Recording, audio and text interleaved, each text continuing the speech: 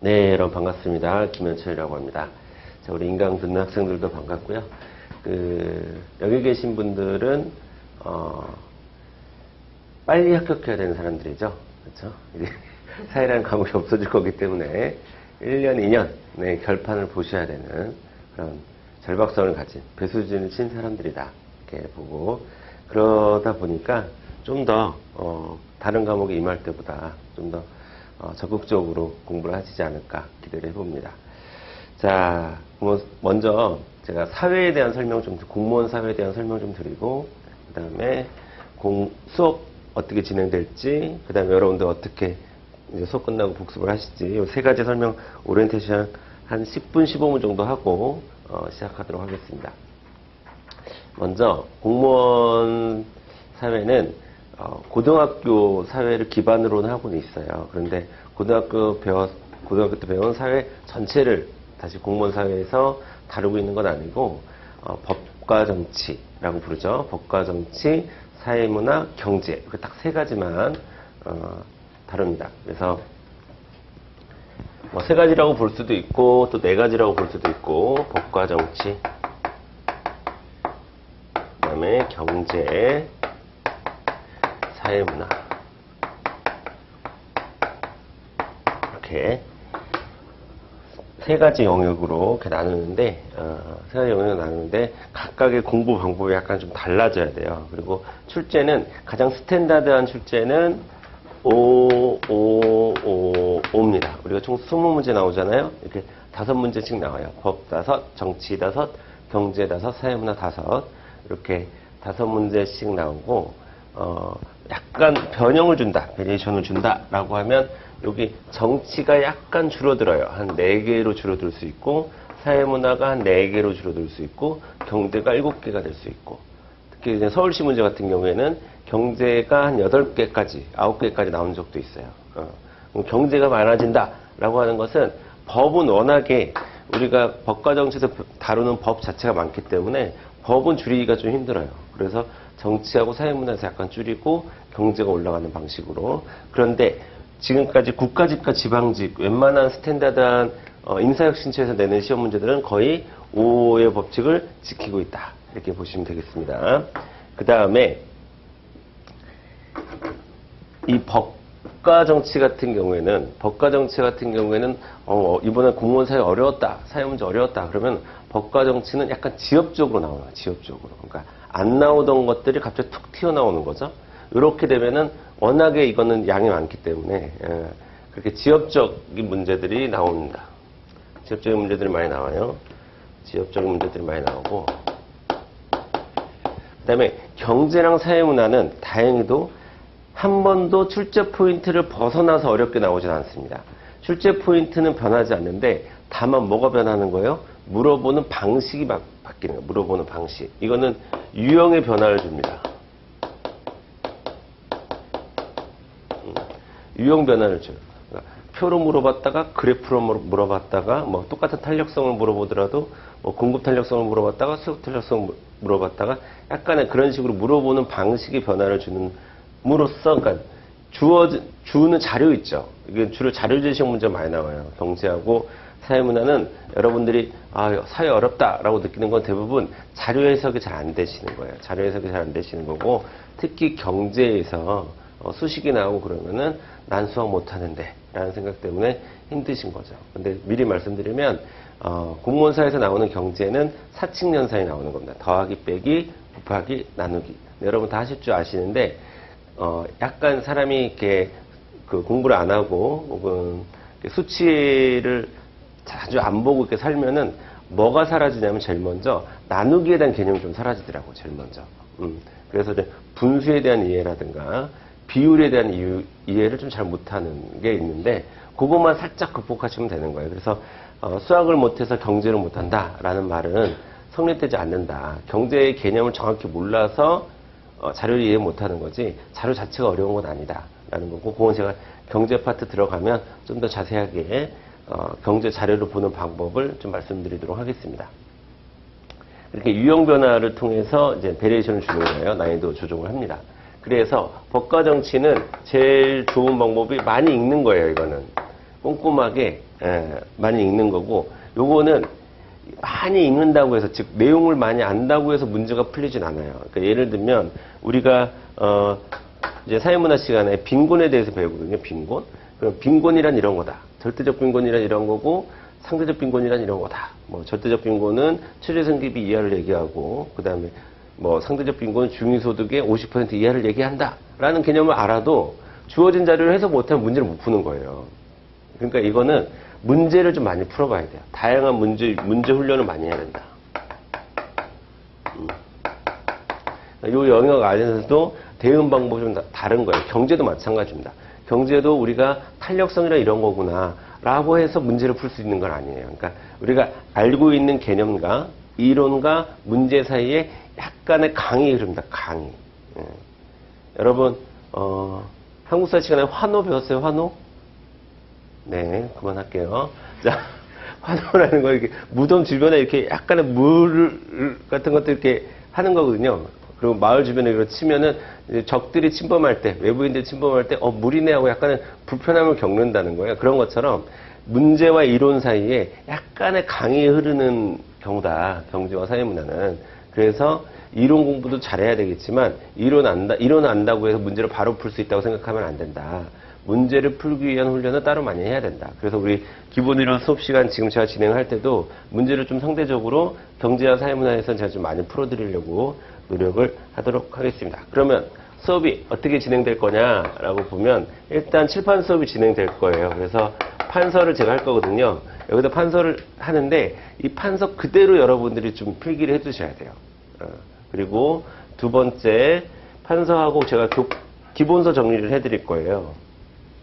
어디 밑줄 거라, 어디 별표 쳐라 이런 거 다 해드릴 겁니다. 기본서 정리해드릴 거니까 기본서 정리하면서 다시 한번 내용 보는 거고요. 또 한번 반복하는 거고, 그 다음에 우리 책에 OX 문제가 있어요. 그래서 OX 문제 같이 풀어드리면서 개념 정리를 할 거고. 그러니까 보세요. 수업 한 번 하는데 3번을 우리가 회독하는 걸 할 수 있는 거예요. 3번을 다룰 거고, 그 다음에 수업이 끝난 다음에 여러분들이 복습을 어떻게 하면 되냐? 복습은 일단 판서에 필기한 내용을 일단 한번 필기의 내용을 숙지한다는데, 이건 뭐냐면 마치 여러분들이 사진을 찍듯이 여러분이 필기를 한 페이지에 했을 거 아닙니까? 그거를 여러분이 구조화시켜서 머릿속에 일단 넣으셔야 돼요. 그리고 그 틀을 가지고 다시 한번 기본서를 읽습니다. 해당하는 내용, 오늘 나간 진도만큼 기본서를 읽는데, 이때 기본서는 꼼꼼하게 읽어야 될까요? 빠르게 읽어야 될까요? 아주 빠르게 읽어야 돼요. 아주 빠르게. 그래서 기본서를 꼼꼼하게 읽으면 복습하는 시간이 너무 오래 걸려요. 그럼 다시 다시 하나하나 따지면서 이렇게 조사까지 뭐 그렇게 보실 필요 없고, 제가 밑줄 그려하는 부분, 별표 친 부분 중심으로 기본서를 빠르게 보고, 여기 챕터별로 뭐가 있냐면 실전 문제풀이가 있어요.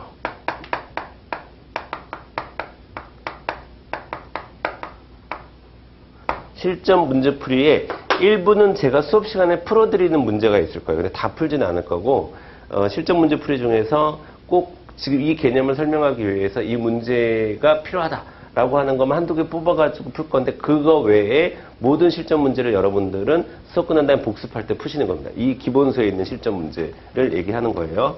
자, 이렇게 여러분이 복습을 하시고 모르는 게 있으면 이제 저한테 질문을 하시면 됩니다. 이렇게 3단계로 복습을 해주시면 돼요. 필기해놨던 거 싹 보고, 또 그 내용 머릿속에 담은 다음에 기본서 한번 딱 읽고, 그 다음에 기본서에 있는 문제 풀고, 그 다음에 사회 공부를 하지 않는 겁니다.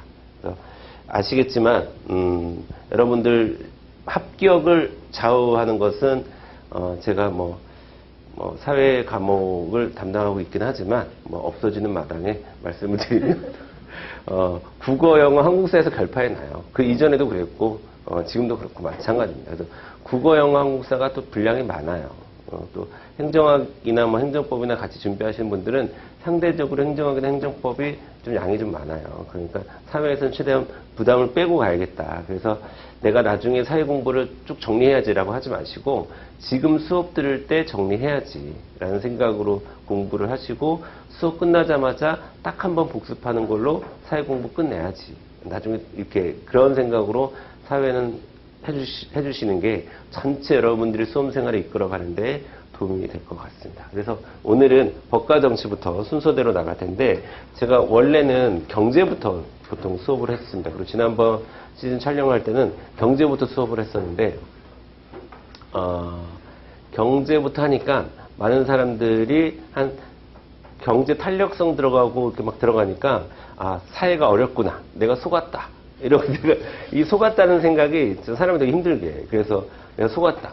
처음에 상담할 때 그나마 사회가 쉽다고 해서 내가 사회했는데 이게 뭐야? 뭐 이런 생각을 여러분이 하게 되는 것 같아서 일단은 안 되겠다. 그래서 법정치부터 먼저 순서대로 자, 경제를 먼저 시작했던 이유는 어려운 것부터 먼저 끝내놓으면 좀 부담이 좀 덜하지 않겠느냐라는 생각에서 경제부터 이렇게 했던 건데 좀 법정치부터 이렇게 하는 걸로 좀 바꿀 텐데 갑자기 나가시는 분들이 많네요.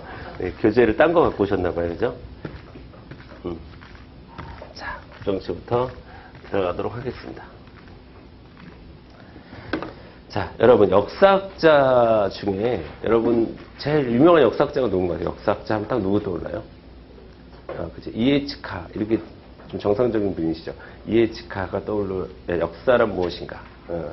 그래서 어떤 학문이든 뭐 예를 들어서 갑신정변에 대한 연구, 뭐 동학농민운동에 대한 연구 이런 거는 웬만한 역사학자들 다 할 수 있어요. 그리고 석사 논문으로도 엄청 많고 박사 논문으로도 엄청 많을 거예요. 그런 거는.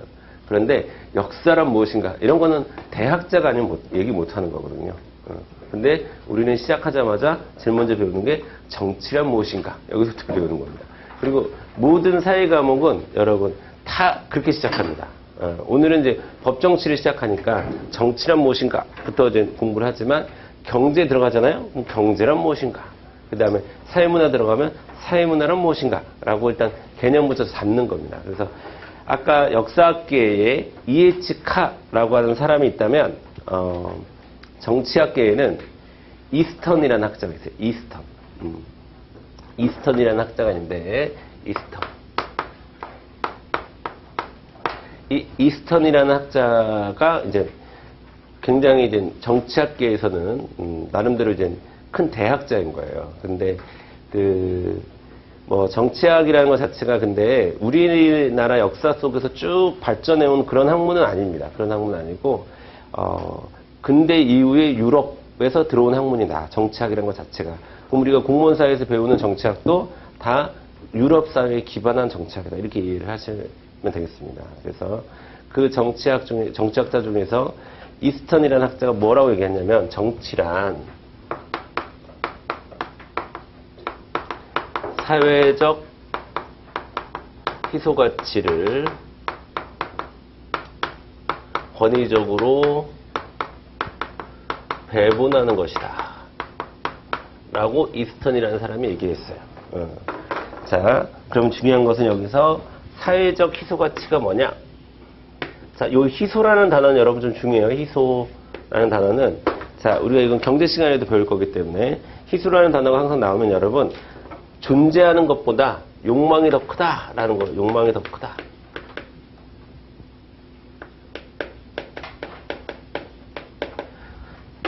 그러니까 현재 있는 것보다 사람들이 원하는 게 더 크다라고 하는 것을 우리가 희소한 가치입니다. 희소가치. 예. 그럼 사회적 희소가치에는 뭐가 있냐면 권력이 있습니다. 일단 정치적으로는 권력. 자, 국회의원 자리가 한 3만 개, 4만 개 막 이렇게 되면 그렇게 많은 사람들이 경쟁하지는 않겠죠. 그런데 현재 우리나라에서 한 300개 정도밖에 없으니까 그 많은 정치인들이 300개의 그 국회의원 자리를 따기 위해서 선거도 하고 많은 정치활동도 하고 뭐 이런 거 아닙니까? 대통령이 한 10명 정도 있으면 각 당마다 한 명씩 대통령 두면 되잖아요. 그렇죠? 그런데 대통령은 딱 한 명밖에 있을 수 없으니까 이런 게 희소하다고 얘기하는 거예요. 사람들이 원하는 것보다 그 존재하는 게 제한되었을 때, 자, 권력이 제한되어 있고요. 또 하나는 그쵸? 예. 다 이지용처럼 살 수 있으면 얼마나 좋겠어요. 그쵸? 뭐, 한 달 끝나면 일하지 않아도 한 달 내 통장에 1,000만 원씩 꽂힌다. 라고 하면 뭐 누가 일을 하겠습니까? 하지만 그렇지 않기 때문에 더 많은 부를 얻기 위해서 사람들이 경쟁을 하고 하는 거죠. 그래서 이런 것들이 이제 희소예요. 이런 그 다음에 명예. 이런 것들이 사회적으로 희소하다라고 하는 거고, 자, 이 희소한 것을 그냥 나눠주는 것이 아니라 권위적으로 나눠준대요. 자, 권위적이란 말은 권력이랑은 약간 좀 차이가 있는 거예요. 어떤 권력? 권력은 권력이지. 어떤 권력이냐면 조금 더 권력이기 때문에 강제성은 기본적으로 갖고 있어요. 근데 그냥 막 시행되는 그런 권력이 아니라 조금 더 체계적으로 행사되는 권력, 그 다음에 조금 더 정당성을 가진 권력을 우리가 권위적이다라고 얘기해요. 자, 그렇게 해서 정리해보면 이스턴이라는 학자는 정치라고 하는 것은 사회적으로 사람들이 원하는 것보다 존재하는 게 좀 작은, 즉 권력이라든가 부라든가 명예라는 것을 사람들이 이해할 만한 정당하게, 그리고 시스템을 갖춘 상태에서 권력을 가지고 그것을 나눠주는 것을 정치라 한다라고 이스턴이라는 학자가 이야기를 했습니다. 이게 정치의 의미예요. 정치의 의미. 자, 그리고 이제 정치를 바라보는 관점이 있어요. 정치를 바라보는 관점. 첫 번째, 정치의 의미를 봤고요. 두 번째, 정치를 바라보는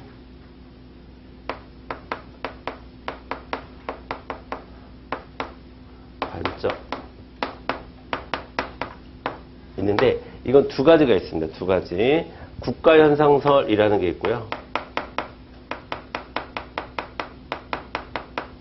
집단현상설이라는 게 있습니다.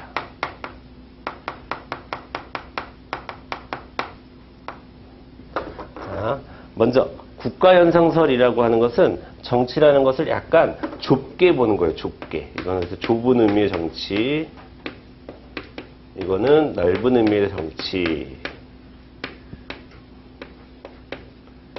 라고 우리가 얘기하는데, 자, 먼저 국가현상설이라고 하는 것은 정치라고 하는 것은 국가의 고유한 현상이다. 그러니까 국가만이 할 수 있는 게 정치다라고 주장하는 거예요. 국가만이 할 수 있는 게 정치다. 그래서 이거는 정치를 국가 고유의 현상이다. 이라고 하면 국가에서 일어나는 게 정치다. 그래서 여기서는 국가라는 국가의 힘을 가진 강제, 지배, 통제, 그 다음에 조정, 이런 국가가 하는 이런 것들이 강제하고 지배하고 통제하고 조정하는 것들이 정치다. 국가가 하는, 여기서 주체는 국가가, 이게 중요한 단어예요. 국가가 하는 강제적이고 지배적이고 통제적이고 조정적인 그런 일들을 우리가 정치다라고, 정치를 좀 좁게 보는 거고, 근데 현대사회에서는 국가 이외에 여러 가지 정치 주체들이 존재하거든요. 시민단체도 있고, 이렇게 여러 곳에서 정치가 이루어지는데, 그래서 모든 사회 집단에서, 여기서는 모든 사회 집단에서 나타나는 것이 정치다 라고 보는 게 집단 현상이에요. 모든 사회 집단. 여기서 중요한 단어는 뭘까요? 모든 사회 집단이 중요하겠죠. 모든 사회 집단에서 나타나는 현상을 정치다 라고 보는 게 있고, 그래서 지금 우리 현대사회를 다원화된, 자, 여러분 앞으로 제가 사회 시간에 다원화라는 표현을 많이 쓸 거거든요. 그러면 가치가 다양한, 이렇게 이해하시면 돼요. 가치가 다양한. 가치가 다양화된 사회, 다원화된 사회에서 국가현상설보다는 집단현상설이 더 적합하다라고 볼 수 있는 겁니다. 자, 여기서 시험 문제 나오는 것은 이겁니다. 이거 잘 보세요. 이 모든 사회 집단에 국가가 들어간다는 게 중요한 거예요. 자, 보세요.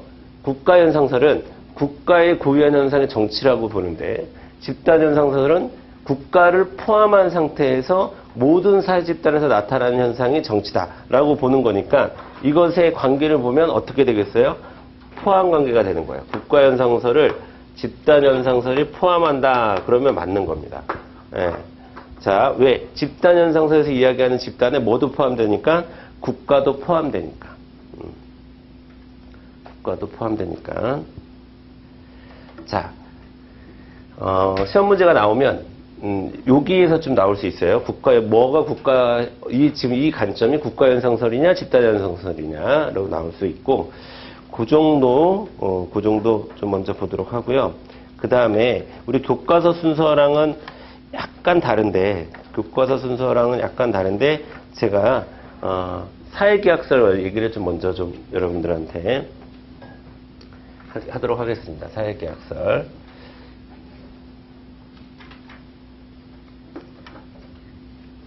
자, 보세요, 여러분. 자, 정치라는 건 이런 건데, 정치라는 건 기본적으로 국가의 현상이든 집단의 현상이든 사람이 한 명 이상 모여 있으면 우리가 그걸 뭐라고 해요? 사회라고 하죠, 사회. 그래서 모든 정치는 사회를 전제로 하는 겁니다, 사회. 즉, 그러면은 사회, 특히 국가는 어떻게 형성되었을까라는 것에 대해서 사람들이 궁금해했고, 거기에 대해서 답을 준 것을 우리가 사회계약설이라고 하는 거예요. 이러한 과정에서 계약을 통해서 사회가 만들어진 겁니다. 라고 얘기하는 게 사회계약설이에요. 그리고 이 사회계약설이 근대적 정치 사상의 출발점이라고 보시면 됩니다.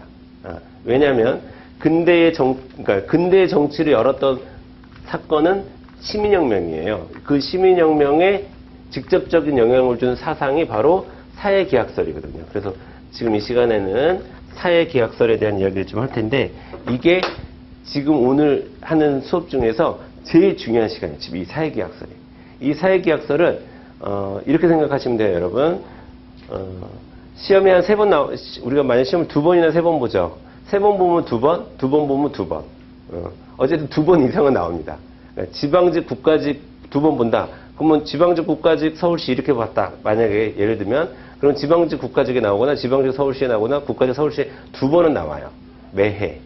이 사회계약설 문제는 2번은 나오고, 그러니까 매번 나온다고 생각하면 돼요. 매번. 정치, 만약에 어떤 선생님이든 어떤 교수님이든 이제 모의고사를 출제하는데 정치 문제의 1번은 항상 사회계약설로 찍고 들어갑니다. 디폴트 시키고 들어가요. 그 정도로 출제 빈도가 높습니다. 그래서 여러분들이 어렸을 때부터, 적어도 어렸을 때 난 사회 안 배웠어요 하시는 분들도 홉스, 로크, 루소 정도는 들어보셨지 않았을까. 어렸을 때부터 중요했던 거고 지금도 중요한 거예요. 그래서 이거는 공무원사회에서 한 문제는 꼭 나온다. 근데 생각을 해보세요. 이거 매년 나와, 매년. 매년 나오는데 매년 똑같은 걸 물어보기 힘들겠지. 그래서 매년 디테일해지는 거예요. 그래서 이런 것들은 디테일하게 공부를 좀 해야 돼요. 사회계약설은. 그러니까 나오는 건 분명히 나오는 건데 뭘 물어볼지가 모르는 거예요. 포인트를. 아주 지엽적인 포인트까지 나오기 때문에 최대한 구체적으로 사회계약설에 대해서 공부를 좀 한번 해보도록 할게요.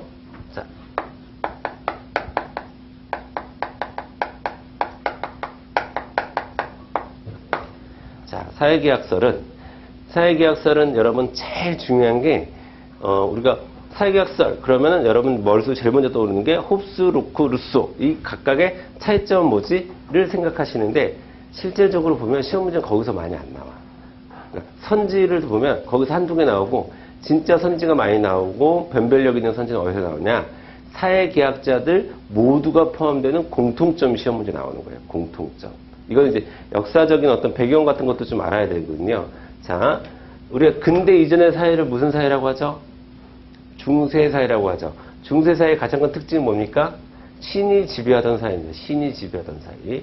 그리고 신이 여기 이렇게 있으면 신이 왕한테 권력을 줬고, 그 권력을, 신이 준 권력을 가지고 왕이 국민들을 다스린다 라는 게 중세적 마인드예요. 중세적 마인드.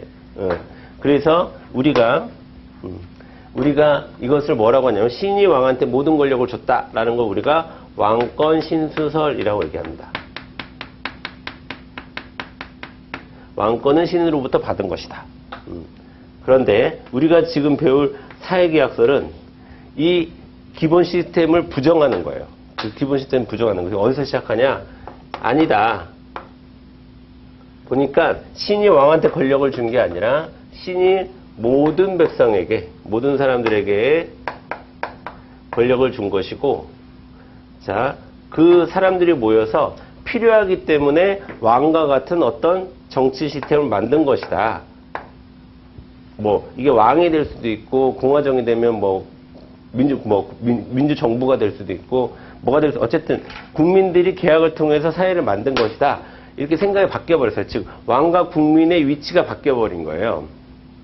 그래서 신이 국민에게, 백성들에게 직접적으로 한 명 한 명에게 권한을 줬다. 이것을 5글자로 천부인권설이라고 해요. 천부인권설. 그리고 국민이 필요에 의해서 왕이라는 혹은 시스템, 어떤 국가 시스템을 만들었다라고 하는 것을 우리가 사회계약설이라고 하는 거고요.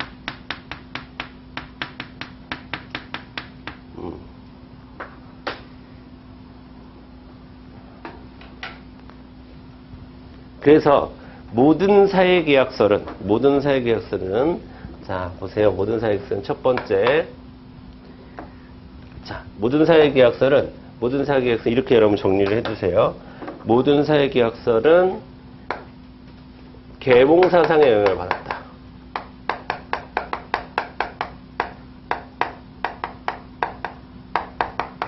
모든 사회계약설은 계몽사상의 영향을 받았는데 그 계몽사상 중에서 자, 여러분 계몽사상이라고 하는 것은 이 중세시대의 반기를 든 사상이잖아요. 그래서 이성에 대한 신뢰, 그래서 다른 말로 이성주의라고 부르기도 하고, 그 다음에 인간의 합리성에 대한 신뢰, 합리주의라고 얘기하기도 하고, 뭐 과학주의 이렇게 얘기하기도 하고, 이런 것들이 이제 계몽사상의 특징이에요.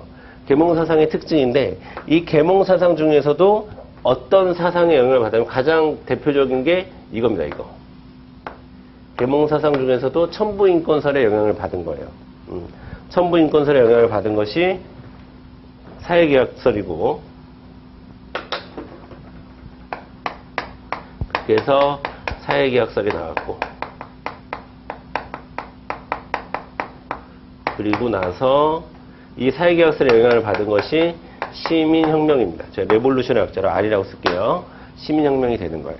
자, 그러면 여러분 시험에서 시민혁명은 계몽사상의 영향을 받았다. 그럼 맞는 건가요? 그래도 맞는 거예요. 왜? 계몽사상의 영향을 받은 사회계약설의 영향을 받아서 시민혁명이 일어난 거니까 시험에서 이렇게 나와도 여러분은 맞다라고 해주셔야 되는 거예요. 계몽사상의 영향을 받았다라고 해도 되고, 그 다음에 천부인권설의 영향을 받아서 시민혁명이 일어났다. 그것도 맞는 거예요. 그렇지? 이 계몽사상의 핵심이 뭐니까 천부인권설입니다. 그렇죠? 자, 그래서 천부인권설을 핵심으로 하는 계몽사상의 영향을 받아서 사회계약설이 나왔는데, 이 사회계약설의 내용을 이제 하나하나 보도록 하겠습니다. 첫 번째, 모든 사회계약설은 개인주의 사상에 기초합니다. 개인주의. 자, 개인주의 사상이라고 하는 것은 사회 집단보다는, 사회 전체보다는 개인을 더 우월한 존재로 생각을 하는 거예요. 사회보다는 개인의 힘을 더 크게 보는 것을 우리가 개인주의 사상이라고 하는데, 특히나 사회계약설과 관련해서는 계약의 주체가 사회와 사회가 맺어서 또 다른 사회가 만들어진 것이 아니라, 쉽게 얘기해서 가정과 가정이 모여서 하나의 지역이 만들어진 게 아니라 각각 그 한 사람이 모여서 사회가 만들어졌다라고 보는 거예요. 그래서 계약의 주체는 개인이다라는 생각이고요. 계약의 주체는 개인이라는 생각이고, 그래서 이 사회계약자들이 보기에는 사회는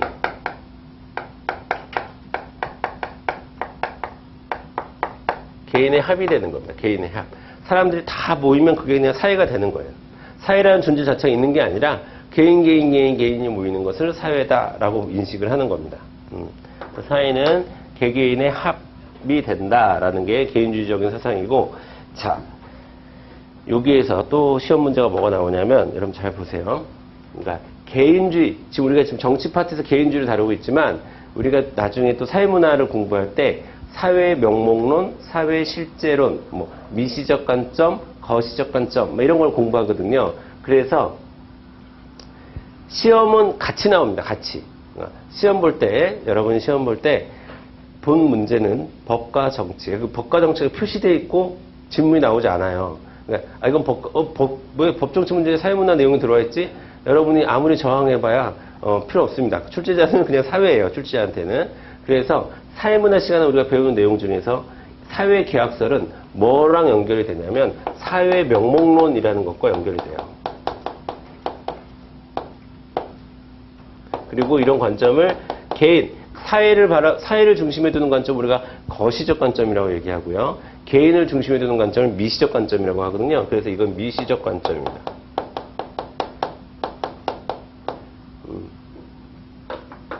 그래서 이렇게 네 가지 키워드가 여러분 머릿속에서 연결이 돼야 돼요. 사회계약설, 개인, 사회명목론, 미시적 관점. 요 네 가지 키워드가 서로 연결이 돼야 돼요. 그러니까 사회명목론을 대표하는 학설이 사회계약설이고, 사회계약설은 미시적 관점이고, 그리고 미시적 관점은 개인을 중심에 둔다. 이렇게 정리가 이어져 있어야 됩니다. 시험은 이거 다 통틀어서 나오기 때문에 이게 이어져 있어야 되고요. 자, 그리고 두 번째.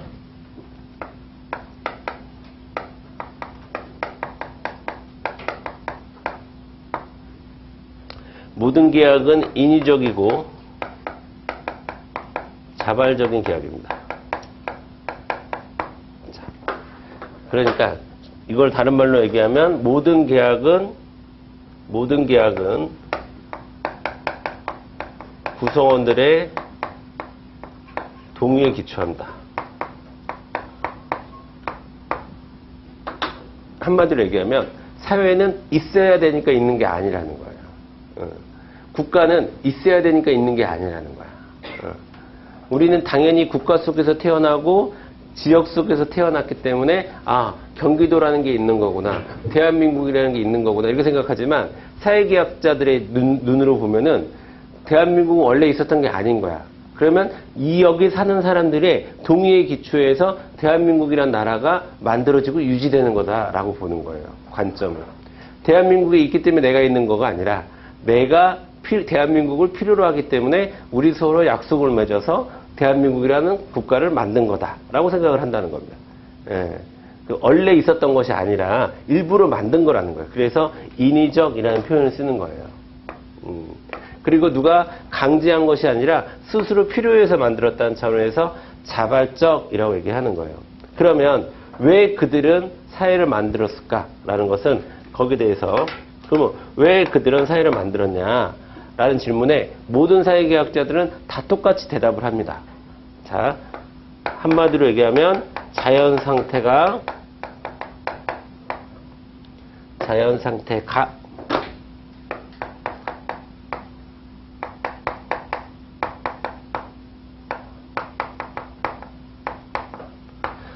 상태가 불안하기 때문에 사회를 만든 거예요. 자연 상태가 불안하기 때문에. 자, 여러분 여기서 이야기하는 이 자연 앞으로도 우리 사회 시간에 자연 이런 표현이 많이 나와요. 자연법, 자연권, 뭐 자연 상태, 뭐 이런 말이 많이 나올 텐데, 자 여기서 얘기하는 자연은 나무, 풀, 꽃, 하늘, 바람 이런 자연일까요, 아닐까요? 그렇죠. 이런 자연이 아니에요. 이런 자연이 아니라 여기서 얘기하는 자연은 우리가 영어로 자, 이거는 자연의 이런 뜻도 있지만 무슨 뜻도 있어요? 원래의 이런 뜻도 있죠. 원래의. 자, 우리 사회에서 얘기하는 모든 자연은 여러분 앞으로 이렇게 해석해야 돼요.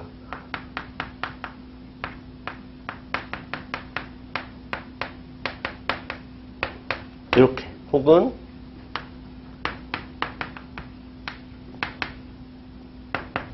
이렇게 해석해줘요. 자, 자연 상태다. 그러면은 사회 구성 이전의 상태다. 혹은 국가 성립 이전의 상태다. 자연법이다. 국가 성립 이전. 국가가 성립되기 이전부터 사람들이 지켜야 될 규칙이다. 이렇게 해석해야 되는 거고, 자연권이다. 그러면 국가가 없어도 사람들이 가지고 있었던 권리다. 국가 성립 이전에 이런 뜻입니다. 자연상태, 자연법, 자연권 모두. 사회에서 나오는 자연은 나무, 풀 이런 자연이 아니라 그냥 국가 성립 이전에 이런 뜻이에요. 국가 성립 이전에. 그럼 국가 성립 이전의 상태가 불안했기 때문에 사회를 일부러 자발적으로 만든 것뿐이지 원래 존재했었던 건 아니다라고 주장을 하는 거예요. 사회계학자들은. 아시겠죠? 자연이라고 하는 뜻을 잘 이해를 하셔야 되고요.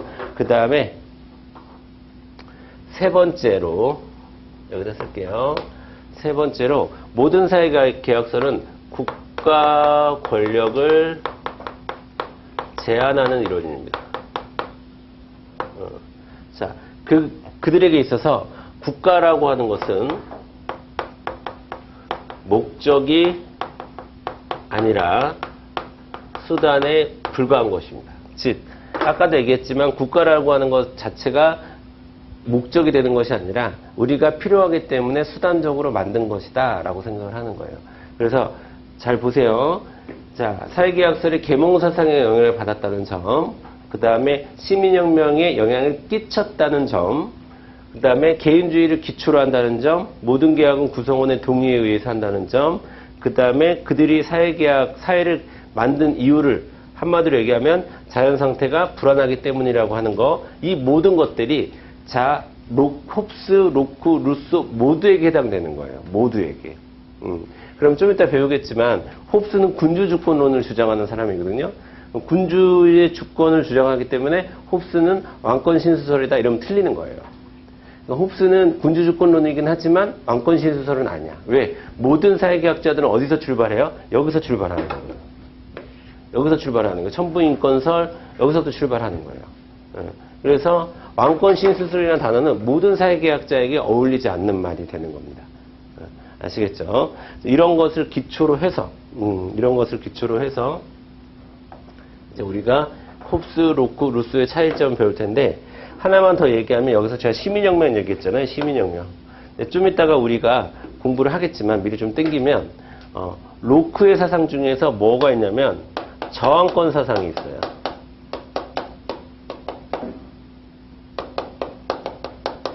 그러면 자, 홉스도 로크도 루소도 모두 시민혁명에 영향을 준 것이지만 그 중에서도 특히나 시민혁명에 지대하고 직접적인 영향을 미친 것은 로크의 저항권 사상입니다. 그래서 로크의 저항권 사상은 시민혁명에 영향을 끼쳤다. 그래도 맞는 거예요.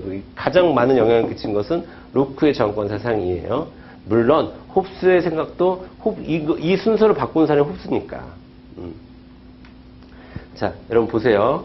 홉스라고 하는 사람, 그 다음 로크라고 하는 사람, 루소라고 하는 사람, 이 사람들의 시대적 배경을 좀 잘 이해를 해야 돼요. 그 배경까지만 얘기하고 잠깐 쉬었다 할게요. 첫 번째로 홉스는 왕권이 절대 왕정의 왕권이 최고조에 올랐을 때 이건 아니다 라는 생각으로 한 거예요. 그래서 홉스가 군주의 주권론을 주장했기 때문에 지금의 관점에서 보면, 현대의 관점에서 보면 홉스, 로크, 루소 지금이 있잖아요.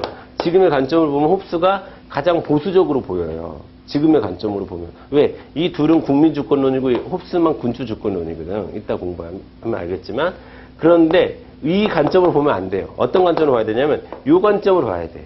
그러니까 홉스가 맞이하고 있었던 시대의 홉스는 어떤 존재였을까? 이런 생각을 해야 돼요. 그러면 홉스는 이 시대에 왕권신수설이 판을 치고 이 판을 치던 시대에 국민과 왕의 순서를 바꾼 사람이 홉스인 거예요.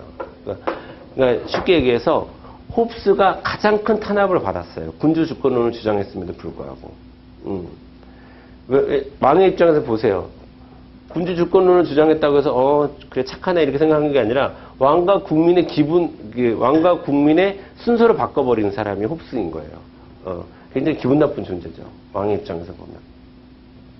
자, 그런 배경이 있고 로크는요, 여러분. 로크는 그러니까 어느 정도 홉스에 의해서 열려진 세상 속에서 로크라는 이제 사회계약자가 등장을 한 거고, 로크는 부르주아들이 일정 정도의 힘을 가지고 있는 상태에서 부르주아들이 어디에 모여 있었냐면 의회에 모여 있었어요. 의회. 그 의회에 모여 있었는데 이 의회에 모여 있는 부르주아들의 이익을 대변하기 위해서 존재했던 사람이 바로 로크입니다. 로크. 자, 여러분 학문을 하다 보면 내가 학문하는 데 있어서 이렇게 연구비를 대는 사람들이 좀 있어요. 그런데 로크는 부르주아들의 절대적인 지지를 받고 학문을 한 사람이에요. 되게 부유하게.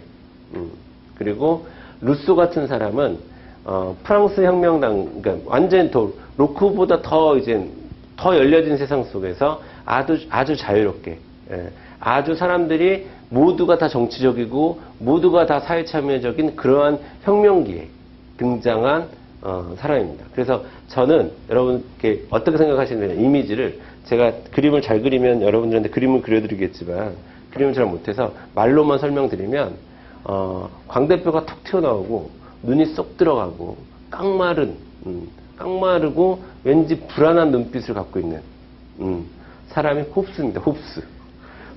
홉스는 그런 생각을 갖고 있는 사람이에요. 그 다음에 좀 얼굴 기름기가 좀 흐르고 통통하고 그 다음에 그 고풍스러운 파마머리를 한 뭐 그런 류의 사람이 로크입니다. 로크.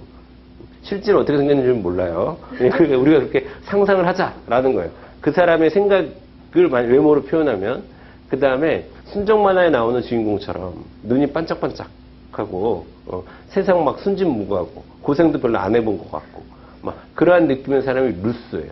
아, 이 세상은 너무 아름답고 이 세상의 모든 사람들은 다 착하고 모두 나한테 잘해줘. 뭐 이런 사람들. 그런 사람이 루소고 약간 탐욕스러우면서도 기름기 흐르고 막 이런 좀 부자의 느낌, 재벌의 느낌 이런 느낌을 갖고 있는 사람이 로크고 정말 고생하고 맨날 도망 다니고 막 이랬던 사람이 홉스입니다. 그럼 요 세 사람에 대해서 잠깐 쉬었다가 요 세 사람을 중심으로 해서 어떤 차이점이 발생하는지 같이 보는 시간을 갖도록 하겠습니다. 잠깐 끊었다 갈게요.